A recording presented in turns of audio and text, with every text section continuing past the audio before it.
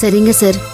ஆனா இவ்ளோ பெரிய வீட்ல நீங்க தனியா இருக்கும்போது உங்க மனசு நடந்ததை நினைச்சு நினைச்சு மேலும் மேலும் மன உளைச்சல தான் சார் உருவாக்கும்.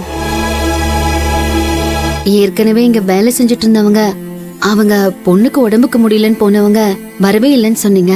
இப்படி யாரும் இல்லாம சாப்பாடு செய்யறதுக்கு கூட ஆள் இல்லையே சார். நேரத்துக்கு உங்களை யார் சார் கவனிச்சுப்பா? அது எல்லாத்தையும் நான் பாத்துக்கிறேன் சிவந்தி. சரிங்க சார், ஒண்ணு பண்ணலாம். நல்ல ஆள் அமையற வரைக்கும் நானே உங்களுக்கு 3 வேளைக்கும் சாப்பாடு பண்ணி கொண்டு வந்து கொடுத்துறேன்.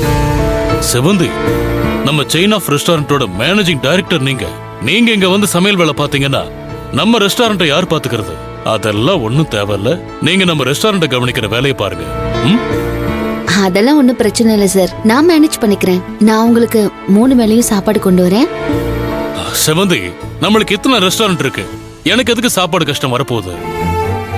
நீங்க எனக்கு ஏதாவது உதவி செய்யறீங்கன்னா ஒன்னே ஒண்ணுதான் செய்யணும். என்ன சார் சொல்லுங்க. எப்படியாவது என் மருமக சிந்துவுக்கு புரிய வச்சு கன்வின்ஸ் பண்ணி அவளை இந்த வீட்டுக்கு வர வச்சிருங்க. என் மருமக இங்க வந்து நிம்மதியா சந்தோஷமா வாழணும். இங்கேயே எனக்கு ஒரு பேர குழந்தையை பெத்து கொடுத்து அந்த பேர குழந்தையோட நான் இந்த வீடு முழுக்க சந்தோஷமா சேர்ந்து விளையாடணுங்கிறது தான் என் ஆசை.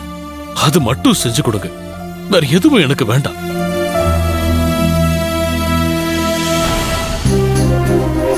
என்னங்க சிவந்தி, எதுவும் பேச மாட்டேங்கிறீங்க? இல்ல சார், வளகாப்புல இவ்வளவு பெரிய இன்சிடென்ட் நடந்ததுக்கு அப்புறம் சிந்து ரேவதி மேடம் மேலயும் கௌதம் மேலயும் ரொம்ப கோவத்துல இருக்கா. இந்த சமயத்துல நான் போய் இங்க வரதை பத்தி கன்வின்ஸ் பண்றதுங்கிறது முடியாத காரியம் சார். அதான் சார் யோசிக்கிறேன். நீங்க சொல்றது கரெக்ட் தாங்க சிவந்தி.